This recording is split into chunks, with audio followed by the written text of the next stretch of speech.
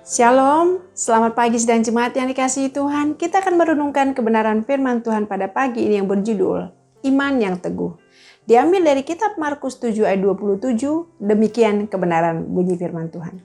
Lalu Yesus berkata kepadanya, biarlah anak-anak kenyang dahulu, sebab tidak patut mengambil roti yang disediakan bagi anak-anak dan melemparkannya kepada anjing. Seorang perempuan Sirofenisia dalam Markus 7 ayat 24 sampai dengan 30 memiliki respon yang positif dalam menghadapi masalahnya. Anak perempuannya kerasukan roh jahat.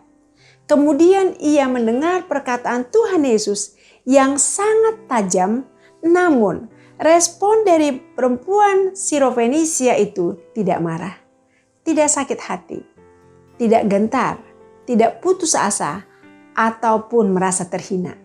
Bahkan ia menjawab Yesus, benar Tuhan, tetapi anjing yang di bawah meja juga makan remah-remah yang dijatuhkan anak-anak. Perempuan Sirofenisia itu berjuang menembus berbagai tantangan, menemui Yesus untuk kesembuhan anak perempuannya. Ia tidak berdiam diri, sebab sebagai seorang perempuan non-Yahudi, ia sadar bahwa tidak mudah baginya untuk bisa berjumpa dengan Yesus yang adalah seorang Yahudi. Ia sadar bahwa ia bukanlah siapa-siapa di mata Yesus. Ia datang dari kalangan bangsa asing yang tidak mengenal Allah Israel.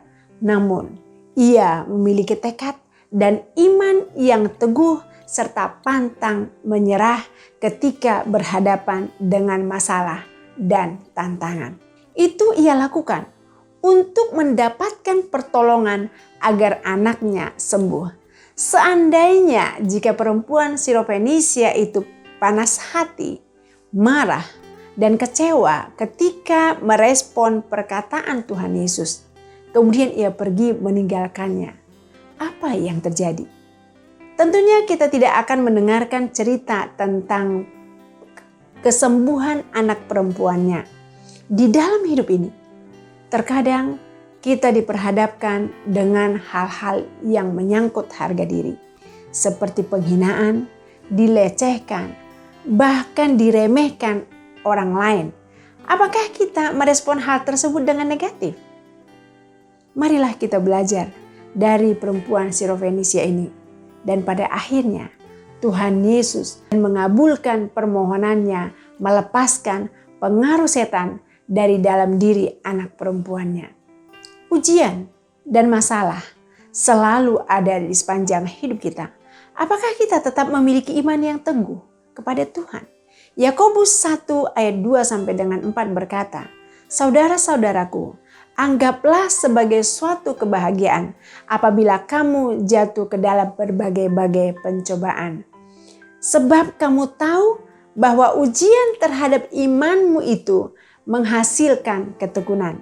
Dan biarkanlah ketekunan itu memperoleh buah yang matang, supaya kamu menjadi sempurna dan utuh dan tak kekurangan sesuatu apapun. Oleh sebab itu, sidang jemaat yang dikasihi Tuhan, ketika kita mengalami persoalan yang begitu berat, apakah itu sakit penyakit, apakah itu dalam hal keuangan, apakah itu dalam hal masalah anak, dan juga dalam hal hubungan, mari kita benar-benar memiliki iman yang tekad di dalam Tuhan, iman yang teguh, untuk kita bisa menembus segala persoalan yang kita hadapi, berjumpa dengan Tuhan. Maka Tuhan akan melakukan mujizatnya dalam kehidupan kita. Mari kita berdoa.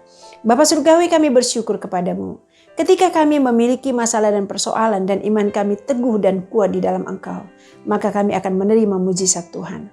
Oleh sebab itu, tambahkan iman itu kepada kami, supaya kami benar-benar kuat dalam menghadapi segala persoalan dengan iman kami kepadamu.